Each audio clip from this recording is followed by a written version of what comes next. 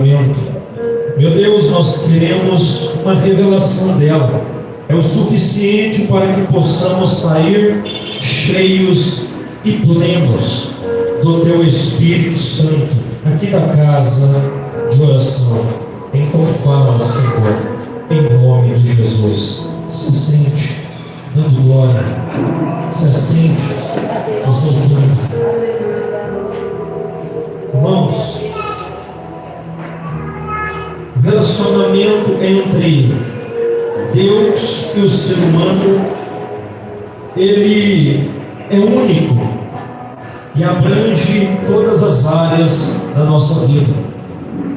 Eu falo com o Senhor que quero botar no altar todo o meu sacrifício, não a metade dele. Eu falo ao Senhor que eu preciso fazer uma oferta solene, colocando não só os miúdos, mas todo o sacrifício. Eu quero dar a Deus o meu melhor. Eu quero dar a Deus a totalidade. Eu quero dar a Deus aquilo que tem valor para Ele. O meu corpo, a minha alma, o meu espírito, a minha consagração, a minha oferta de sacrifício. O meu dinheiro é valioso ao Senhor. O meu dinheiro, o dinheiro do cristão é valioso. Do ímpio não. O do cristão é valioso para Deus, porque tem sangue. Se você não entendeu a sua oferta, ela tem sangue. É um sangue que você não vê, mas que no mundo espiritual se expressa com veemência. É um sangue que a gente não contempla, mas que quando é depositado na presença do Senhor, sobe como oferta agradável a Ele. Meditando eu nesse texto sagrado, e no relacionamento que Deus abriu para que o homem tivesse com Ele, não há uma pessoa que deseja mais se relacionar com o ser humano do que Deus. Deus abriu a porta por meio de Jesus. Quando Ele apresentou o sacrifício, Ele estava abrindo a porta da casa dele, dizendo assim: entra, puxando você pela mão, para que você assistisse Ele na sua presença, para que você tivesse um relacionamento frente a frente com Ele. Hebreus capítulo 4, 16 diz: portanto nos acheguemos ao trono de misericórdia, para que possamos experimentar a dádiva de Deus.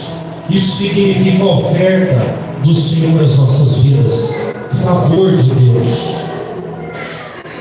Deus, Ele deseja se relacionar, e esse relacionamento é contínuo. Deus me deu duas palavras-chave para a minha vida: firme e constante. Porque se você for firme e constante no seu ministério de oração, jejum, consagração, leitura bíblica, meditação diária, ser firme e constante nessas obras, não tem como você perecer. Não tem como o inimigo te derrubar fácil. Então essas palavras-chave, ela pode dar você acesso diretamente à glória de Deus. Seja firme, seja constante, firme na oração, firme no sacrifício, constante na sua caminhada na fé. Seja firme e constante na presença de Deus, na casa do Senhor, na oração. Quando Jesus chega diante dos discípulos, o primeiro ato de Jesus, quando começa o seu ministério, é convocar os seus discípulos. Jesus não desceu na terra para andar sozinho, irmão. Ele gosta de parceiros na obra. Não estamos aqui numa profissão. Isso aqui, ó, pegar no microfone não é uma profissão. O cara que pega no microfone como profissão, dizendo: pastor, eu vou por tanto, eu só prego por esse valor. Não é profissão, é paixão e entrega. Tem que amar as almas. O pregador, ele tem que amar as almas. Ele tem que pastorear não o rebanho dele, o rebanho de Deus. Algo que não pertence a ele, pertence ao Senhor. Não há uma responsabilidade maior do que essa de liderar o rebanho do Senhor, de estar à frente da obra e ter que representar o Deus Santo em um mundo profano, hostil e criminoso. A revelação começa no ministério de Jesus. O próprio escritor de Hebreus diz que o Senhor, falando pelos pais, aos pais, pelos profetas dos últimos dias, falou por meio de Jesus. A revelação começa em Jesus. E quando ele começa o ministério dele, ali em Betsaida, na Galileia, o texto vai dizer então que Jesus para diante de alguns pescadores, empreendedores, pessoas que estavam trabalhando duro para colocar o pão na mesa dos seus filhos. Jesus se atrai por esses. Ele chegou ali e chamou eles pelo nome: Pedro, Cê. O chamado desses homens foi algo simples, inusitado e que de fato nos deixa hoje espantados, porque naquela época o chamado era muito aceitável. Apenas 2 palavras, aqueles homens abandonaram a embarcação, o seu trabalho, para servir o Senhor. Ele disse assim: eu farei de vocês pescadores de homens. Jesus, ele chega, chama eles para o ministério, levanta eles e diz assim: a partir de agora farei de vocês pescadores de homens. A promessa do Senhor. Está vendo homens simples, iletrados, ganhando pão suado. Pastor Golemar, ganhando pão suado, lá debaixo do sol quente, doído. Aí ele chega lá: vou prometer algo para você, vai ser pescador de almas. Ô Jesus, eu queria dinheiro. Situação que eu estou aqui. A promessa dele é essa, porque o interesse dele não é coisa terrena, o interesse dele não é matéria, o interesse dele é lá na frente. O interesse dele é naquilo que não é perecível, que é eterno, que é duradouro. O interesse dele é aquilo que foi gerado pelo sopro de Deus. A sua alma é uma fagulha de Deus, é o alento de Deus. A sua alma tem valor. Enquanto houver alento, fôlego de vida nesse barro, ainda há uma esperança para a salvação de uma alma. Jesus chama Pedro, chama Tiago, chama André, chama João para o ministério. Eles eram sócios, empreendedores, pescadores na época. Não ganhavam muito, era difícil, mas eles começam a seguir o mestre. Não é qualquer pessoa que vai deixar o seu trabalho, o seu negócio de lado para seguir um aventureiro que surgiu do nada dizendo ser o Messias, dizendo ser aquele enviado de Deus. Capítulo 1 de João, Jesus chama Natanael e Filipe, e no chamado de Natanael e Filipe, Filipe chama Natanael e diz: achamos aquele a quem a lei de Moisés diz ser o Messias, é Jesus, o Nazareno. Natanael diz: acaso de Nazaré pode sair alguma coisa boa? Chega lá para ver o homem.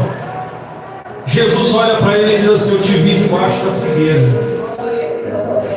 Agora você consegue compreender o que Elon estava pensando debaixo da figueira? Qual que era a situação que ele estava passando debaixo da figueira? O que ele estava imaginando debaixo da figueira? É lógico que ele estava sozinho, com os pensamentos à deriva, pensando no amanhã, no que vai fazer, e de repente encontra um homem que diz: eu te vi debaixo da figueira. Mas como você me viu? Eu estava sozinho, não tinha ninguém lá. É um lugar que eu me escondo para falar com Deus. Aleluia. Nesses momentos que a gente se retira e ninguém nos vê, meu Abadinho, tem um Galileu, um Nazareno, nos vendo debaixo da figueira. Tem um Nazareno contemplando esses pensamentos que passam pela nossa mente e tenta nos destruir, essas dificuldades, esses problemas. Ele está dizendo: eu te vi debaixo da figueira, eu te vi chorando, eu te vi dizendo: Senhor, me ajuda. Eu te vi quando você estava clamando, eu te vi quando você estava buscando, eu te vi quando você estava a ponto de entregar tudo. Eu te vi debaixo da figueira. É aquele cantinho que a gente separa com Deus, que só Ele conhece. Por que aquele homem se converteu na hora, irmã Padilha? Ele disse assim para Jesus: mas o Senhor é o Mestre, é o Messias, o enviado de Deus. Aí Jesus falou para ele: só porque eu te vi debaixo da figueira, tu já crês? Coisas maiores verás na minha presença. É porque esse homem sabe que ele estava falando com Deus, a resposta que ele precisava e que só Deus podia dar a ele. E quando Jesus se manifesta com a palavra, irmão, Ele cura, Ele refrigera, Ele transforma, Ele sara essa ferida, Ele responde a sua oração. Natanael acabara de encontrar aquele que responde a oração, aquele que ouve a oração, que vê o seu sofrimento, que vê as suas lágrimas, que molha o chão. Ele acabara de ver, encontrar o Deus vivo. Jesus faz a promessa: a partir de agora você vai ver anjos subindo e descendo. Não é promessa física aqui, promessa espiritual. Que Deus tem para você esse ano de 2025 é anjo subindo e descendo.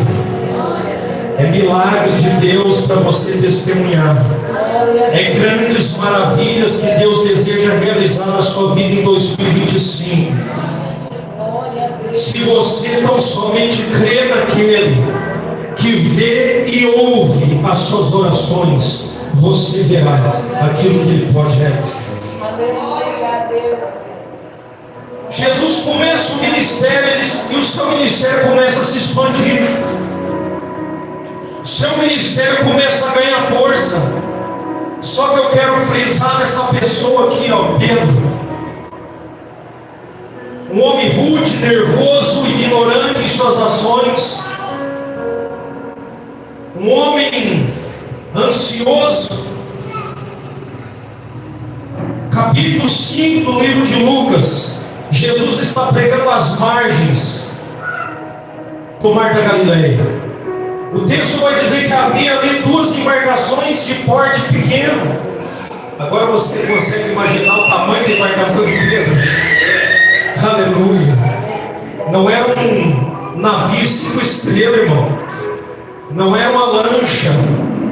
Era uma embarcação de porte pequeno. Agora imagine esse homem numa embarcação de porte pequeno, trabalhando, ralando duro para botar o pão na mesa. Jesus pega emprestado a embarcação de porte pequeno. O que me chama a atenção do Senhor é que Ele não está atrás de homens poderosos para ofertar na obra dele. Porque eu disse aqui no começo que o que tem valor para Deus não é o dinheiro do ímpio, é o pouco do crente. Aleluia. Glória a Deus. É o azeite na botija, a farinha na panela, o restinho do crente que tem interesse para Deus. Não é a mansão do ímpio, não é o carro importado do ímpio, não é a casa de luxo do ímpio, não é a riqueza dele, não é a conta recheada dele que interessa a Deus. É o barquinho de pequeno porte que está ali. Jesus pega ele emprestado e sobe. Ali em cima daquele barquinho ele ministra um dos sermões poderosos dele. Ele fala da parábola dos talentos não, do semeador. Ele ministra sermões poderosos em cima de um barco desgastado, sujo, com a rede no cantinho ali. Aleluia. Jesus está ministrando. Eu quero dizer para você que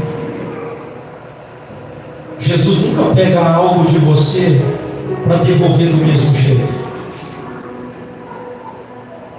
Jesus nunca vai pedir uma oferta para devolver a mesma oferta. O que ele devolve é a porção do Pai. Porque os pés do Senhor tocou naquilo que estava cerrado. Os pés do Senhor tocou na frustração de um homem. Os pés do Senhor tocou nas lágrimas que foram derramadas em alto mar. Os pés do Senhor estão tocando agora numa embarcação que estava vazia e com a rede no canto. Ele termina a ministração e chama Pedro. Diz: Pedro, meu filho. E subiu na embarcação de Pedro. Chama Pedro e diz: Pedro, meu filho, eu vi essa rede aqui, ó. Pega essa rede aqui e vai na sua embarcação lá para onde você chorou, para onde você derramou suas lágrimas, para onde você bateu rede a noite toda e não puxou nada. Aleluia. Aquele homem disse assim para Jesus: eu só vou por causa da sua palavra, porque o Senhor conhece os nossos caminhos. Ele sonda nosso coração. Ele sabe que a gente tem falado com Ele, as dificuldades que enfrentamos, os conflitos diários. O Senhor conhece a nossa fraqueza, a nossa embarcação desgastada, a nossa tribulação pessoal. Ele conhece tudo, irmãos. Quando Ele chama Pedro, Ele diz: pega a sua rede aí e volta para o alto mar. Aonde você bateu rede a noite toda, você vai jogar agora sob a minha palavra, do lado direito. Mas Senhor, eu joguei a noite toda do lado direito, do lado esquerdo, na frente, na retaguarda, e não saiu nada, Jesus. Aleluia. Você precisa crer que aquele que está pisando na embarcação agora está liberando uma palavra sobre a tua vida. Quando as plantas dos pés do Senhor tocar, as coisas vão mudar. Quando Ele liberar uma palavra sobre a tua vida, a palavra não pode voltar vazia, sem antes cumprir o propósito a qual Ele determinou. Ele determinou uma palavra sobre a tua vida. Ele determinou sobre os seus caminhos. Uma palavra foi liberada. Ele está subindo sobre a tua embarcação desde o começo. Quando você entregou a sua vida, o Senhor está sobre a sua embarcação. Você não pode olhar e dizer: Jesus não está na embarcação. Pode ser que ele esteja dormindo e você vai precisar acordar ele. Aleluia. Porque tem muita gente hoje dormindo espiritualmente, irmão. Jesus vai dormir também. Mas quando você se desesperar e começar a clamar: Senhor, nos ajuda, Ele vai despertar e vai liberar a palavra. E vai acalmar a tempestade, essa ventania e esse mar revolto contra a sua vida. E você vai ver que ele nunca saiu da embarcação, ele ainda está na embarcação.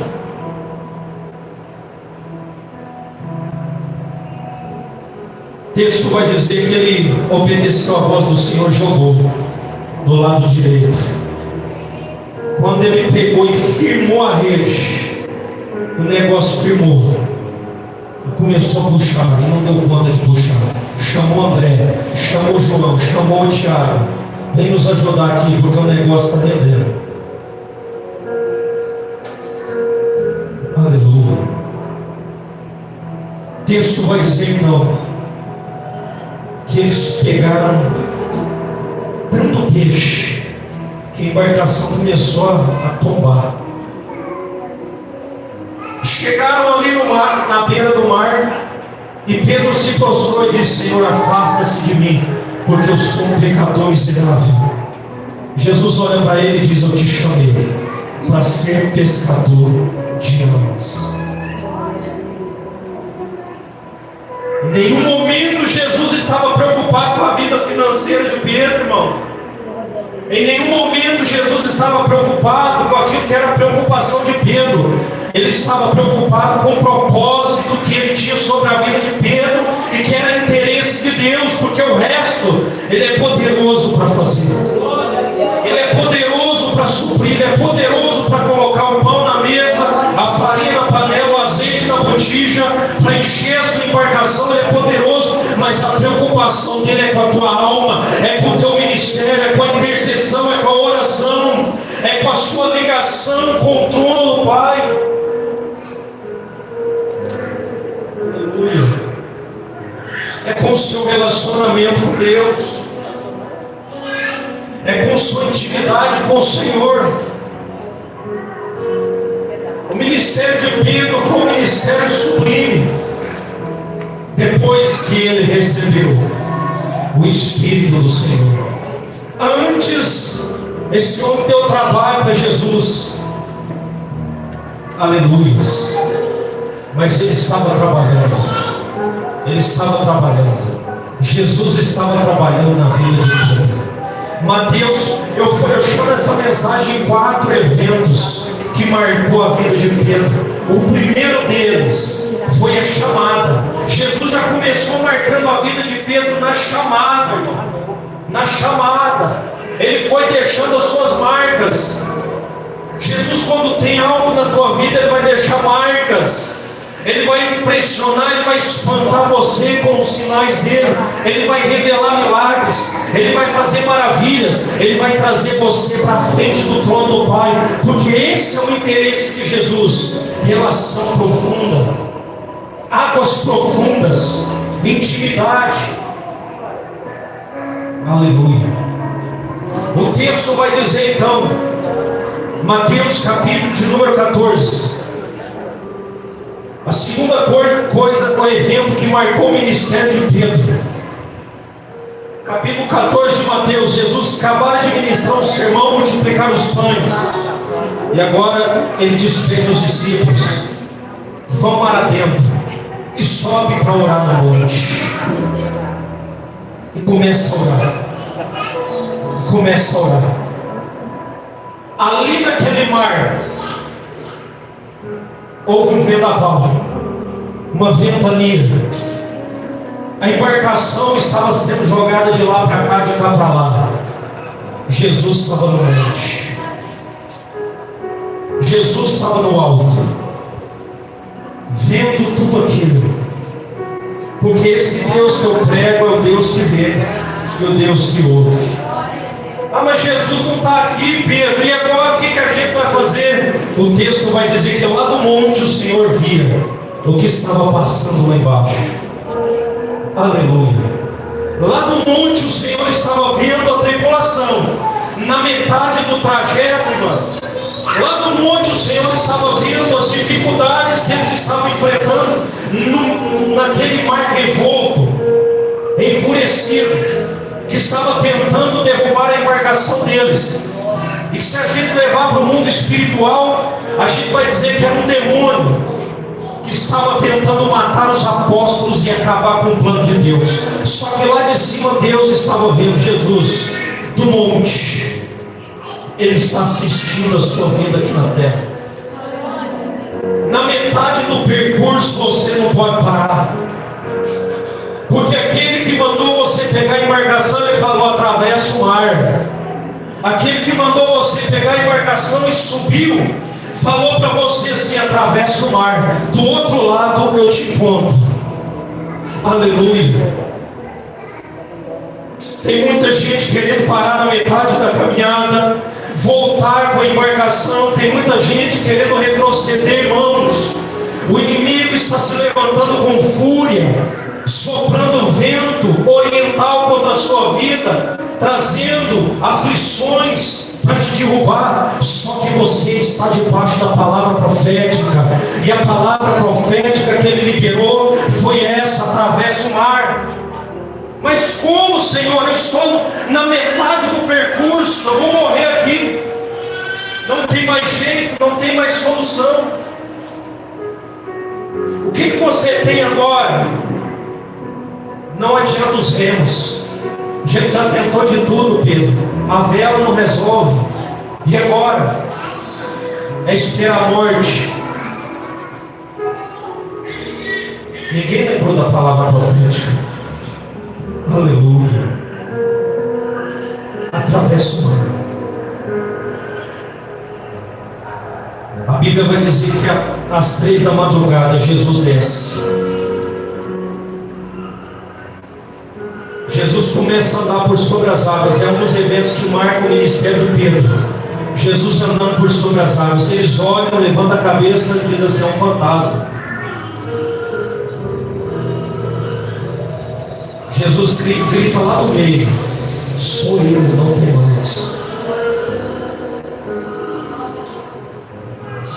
Sabe como que é o grito de Jesus, meu irmão? Refrigério na alma. A alma está aqui, ó, aflita, apertada. Vamos morrer aqui agora. Imagina. Até fantasma está aparecendo para nós aqui. De repente vem uma voz suave dizendo assim: sou eu, não tem mais. Aleluia. Sabe por que ele se separou? Porque ele está com os olhos fitos. Sabe por que ele se separou? Porque ele disse assim: eu queria juntar vocês como a galinha junta os pintinhos debaixo das asas. Sabe por que ele se separou? Porque ele quer um povo precioso para ele, um tesouro pessoal, para ele pôr aqui, ó, junto ao peito, a sombra das asas. Jesus falou: sou eu, não tem mais. Pedro se levantou da embarcação e disse assim: se és tu, Senhor, manda-me ter contigo por sobre as águas. Jesus falou para ele: vem. Quer fazer prova? Aleluia. Ele sai da embarcação e põe o primeiro pé na água, sente firmeza. Coloca o segundo pé, sente firmeza. A palavra de Deus é firme, alicerce e águas profundas na sua vida. A palavra de Deus sustenta, lâmpada para os pés e luz para os caminhos. É a palavra, irmão. A palavra dele não vai deixar você afundar. A palavra dele não vai deixar você perecer. A palavra dele vai levar você a caminhar por cima do problema, nunca por baixo dele. Tem muita gente afundando porque não está caminhando sobre a palavra.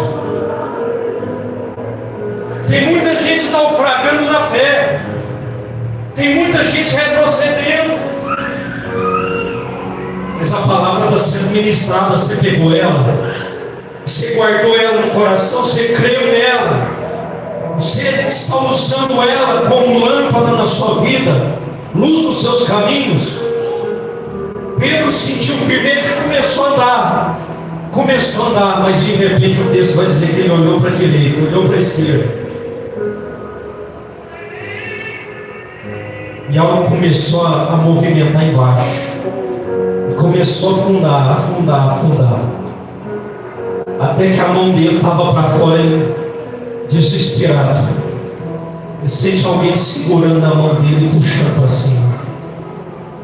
Eu quero liberar sobre a sua vida que essas pessoas que estão desviando da fé agora estão igual Pedro, olharam para a esquerda, olharam para a direita, e Jesus não está nesse cenário, puxando eles para cima. A gente precisa parar de ser esses crentes que afundam mais, porque Jesus vai descer para puxar eles para cima.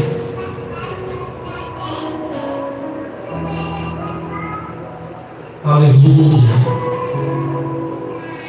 Tem um Deus que pegou na sua mão lá atrás e puxou você para cima. Badiel falou aqui, ó, eu precisava de algo porque eu estava só com a mão para fora. Ele foi lá e pegou na mão dela e puxou para cima. Não há ser humano mortal que consiga puxar o outro para cima. Cadê os discípulos que pularam no mar e ajudaram Pedro? Nenhum deles foi. Mas aquele que estava caminhando por sobre as águas não tinham autoridade sobre ele, mas ele tinha autoridade sobre as águas. Pegou na mão de Pedro e colocou ele de pé. Só que Jesus pega ele e coloca ele de frente, irmão, porque Deus não fez o homem para viver debaixo de tribulação, de problemas,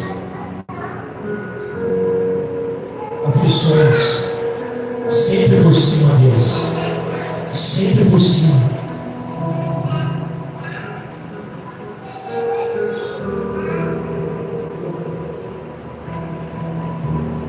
Ele é aquele que puxa você e põe você de pé. Porque somos como Pedro, de vez em quando. Você acha que somos perfeitos? Afundamos também. Mas tem um Deus preocupado com a nossa salvação, que pega na nossa mão. Ele te pôs de pé para você continuar. Ele te pôs de pé para você se manter na presença. O que me chama a atenção é que o terceiro evento que marca o ministério de Pedro, após esse, um dos eventos que marca o ministério de Pedro, está na partida de Jesus da terra. Atos capítulo de número 2. Jesus havia feito a promessa do Espírito descer. O Espírito desceu e batizou 120 no meio deles. Levantou-se um homem simples, humilde. O quarto evento, o terceiro evento que marcou o ministério de Pedro, levantou ele novamente do chão, mas dessa vez foi porque ele estava cheio do Espírito Santo e Deus tinha propósito de pregação. Só que dessa vez ele não estava no chão por causa das falhas, dos erros, do pecado. Ele estava no chão porque algo desceu e abateu ele. Algo tão poderoso que ninguém consegue ficar de pé na presença dele, irmão. Mas no encontro das Escrituras, esse batismo raso que há por aí, não se compara com o batismo de Daniel, com o batismo de Pedro, de Paulo. Não se compara, porque todos foram ao chão abatidos, tanto fisicamente como espiritualmente, levados ao êxtase profundo com Deus. Pedro se levanta, e o texto vai dizer que esse homem simples, um graveto, abre a boca, e na sua primeira lançada de rede, ele pesca 3.000 almas para Jesus. Aleluia. A palavra profética está se cumprindo aqui. Pedro não pode bater no peito e dizer: nesse culto aqui eu ganhei 3.000, naquele culto eu ganhei 5.000, porque o Espírito Santo está falando para Pedro assim: ó, quem está pescando sou eu agora. Lembra da palavra que eu liberei lá atrás, Pedro? Lembra de quando eu falei com você: eu vou te levantar e você vai pescar para mim, você vai trazer multidão para a minha presença, Pedro. Não é você, Pedro, sou eu que estou levantando, sou eu que estou soprando, sou eu que estou trazendo. Lembra de quando você era um graveto? Lembra de quando você, Pedro, era cheio de ignorância e soberba?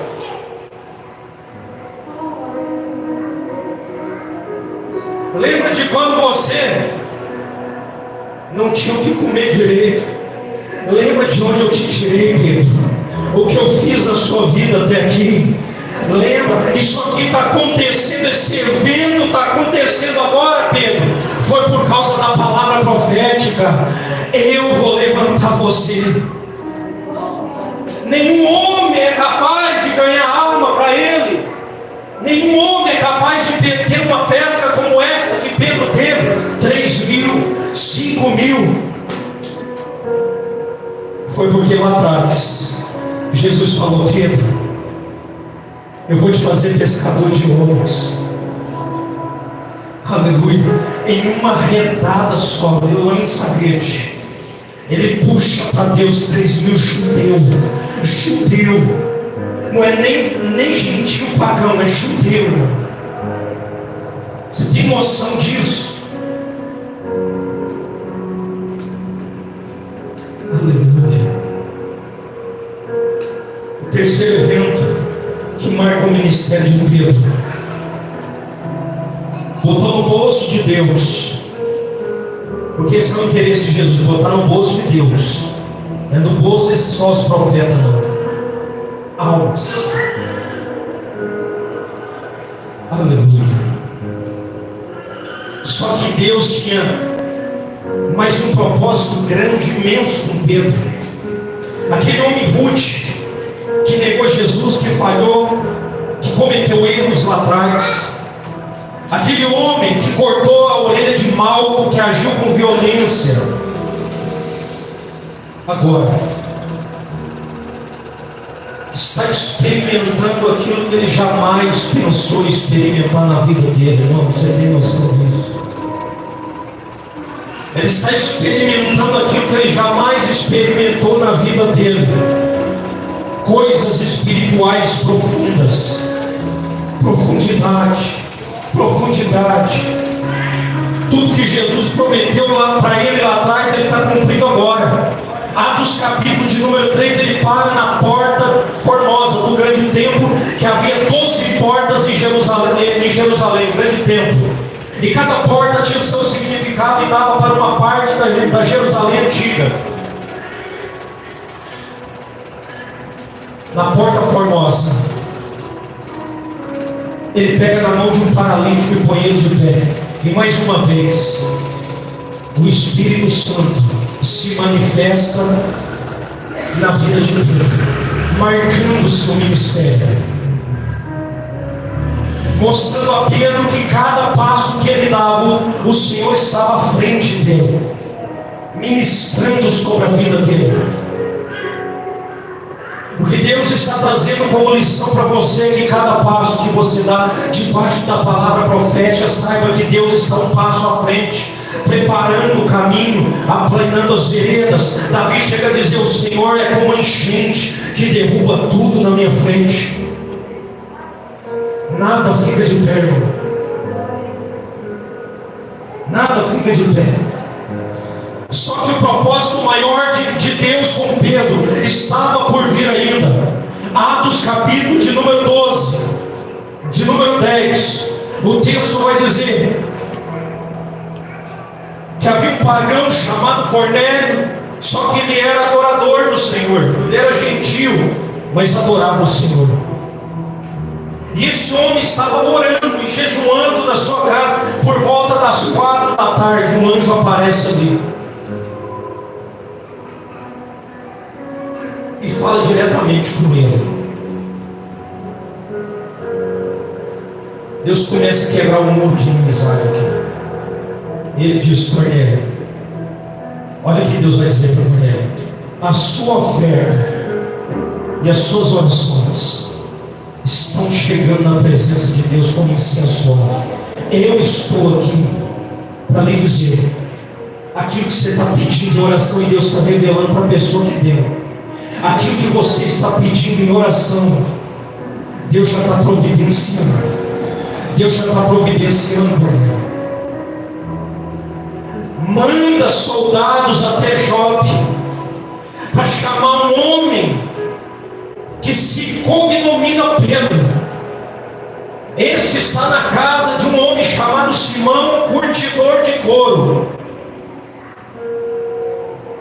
Eu nunca vi nas escrituras um pagão que, na visão do judeu, pagão, isso não tem nada a ver com Deus. Só que no secreto dele está vendo um anjo. Recebeu uma revelação tão profunda como Cornélio recebeu. Profundidade. Chama Pedro. Aí o nome de Pedro é citado, pastor. O nome de Pedro é citado. Por quê, pastor? Porque lá em Mateus capítulo 16 tem uma outra promessa: tu és Pedro, e sobre esse fragmento de pedra eu edificarei na igreja, as portas do inferno não prevalecerão contra ela. Te dou a chave do céu. Deus está dizendo: te dou a chave, tudo que você ligar na terra será ligado no céu, o que você desligar na terra será desligado no céu. Palavra profética tem que se cumprir na vida dele. Chama Pedro, ele está em Jope. Aí de repente, lógico que um judeu não vai aceitar um pagão chegar lá e chamar ele para comer na mesa. Não vai. Havia um muro de inimizade entre judeu, gentil e samaritano. Judeu não se assenta na mesa com gentil e samaritano. Aí de repente o Senhor se revela a Pedro, desce um lençol com uma gaiola, e ali vários animais, quadrúpedes, répteis, tudo misturado, e uma voz que dizia: Pedro, mata e come. Pedro dizia: eu não faço isso, eu sou judeu. E Deus diz: não diga impuro que eu purifiquei. Aleluia. Então Deus pega na mão de Pedro e na mão de Cornélio e une os dois, dando as mãos. Deus quebra a separação, Deus quebra o muro de inimizade, destrói essa separação, pega na mão de um judeu, pega na mão de um gentil e coloca eles para andar de mãos dadas. Porque é o inimigo que vem dividir a igreja, mas o Senhor vem unir a igreja. É o inimigo que vem separar, mas o Senhor vem ajuntar o seu rebanho. Quando chega ali, Pedro começa a ministrar a palavra profética e passou algumas letras para que o Espírito Santo descesse sobre a casa e batizasse eles. Pedro foi o homem que abriu a porta para Saulo entrar e evangelizar os gentios. Por quê, pastor? Porque do outro lado, em Damasco, o homem lá ia matar os cristãos em Damasco. Saiu de Jerusalém com uma carta dos religiosos para matar cristão. Na metade do percurso, Deus abate ele. Aleluia. E você pensa que Deus não está trabalhando longe do seu alcance visual. Tem um Deus trabalhando para que o seu reino cresça, evolua, prospere, avance, tenha revelações. De um lado o homem está puxando a chave, está colocando a chave da fé na fechadura e abrindo a porta dos gentios para que o evangelho entre com força. Do outro lado Deus está preparando e levantando o homem que seria sua missiva, sua carta. Deus está puxando das entranhas dos fariseus uma flecha que vive eles. Aleluia. Glória. Você pode dar glória. Glória a Deus. Aleluia. Cadê o diabo aqui, irmão? O diabo está do outro lado da montanha de binóculo, vendo tudo de longe. Porque quando Deus está operando na casa, o diabo não pode ficar. Quando Deus está operando e há uma harmonia profunda, o diabo não tem parte. Ele não pode fazer nada. Ele tem que ficar do outro lado assistindo tudo. Glória.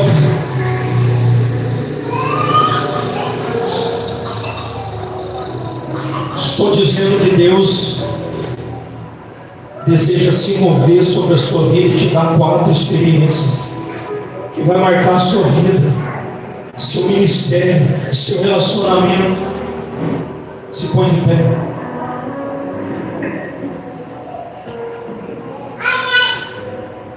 Feche os seus olhos.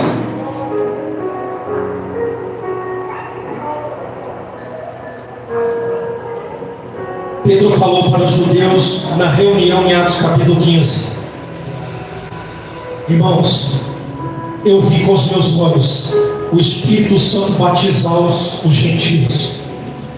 Aleluia.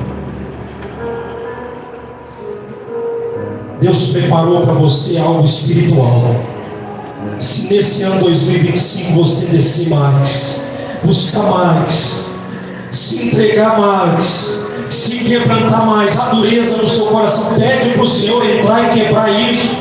Pede para o Senhor esmiuçar toda a dureza, toda a barreira no seu coração.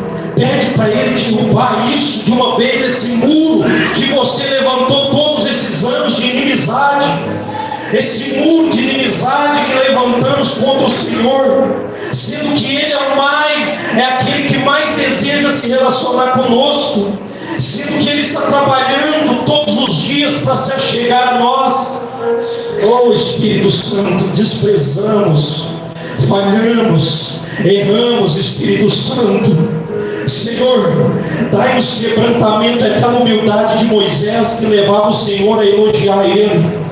Ó Senhor, ó Deus de Israel, quando buscamos na Bíblia os elogios de Deus sobre os homens, Vemos que esses homens, meu Deus, se quebrantavam, se rasgavam, se dilaceravam, batiam, meu Deus, no peito e declaravam que não eram dignos de olhar para o céu e invocar o seu nome. Ó Senhor, o Senhor abate o soberbo, mas dá graça aos humildes. Senhor, dá graça para que a tua igreja possa experimentar profundidade em 2025, Senhor. Eu profetizo e libero palavras sobre a tua igreja, no nome poderoso de Jesus. Espírito Santo, sela na tua presença, Pai. Estenda a mão, irmãos. Que o grande amor de Deus, nosso Pai, a comunhão e as consolações do Espírito Santo esteja com toda a igreja. O povo de Deus diz: está terminado. Deus abençoe.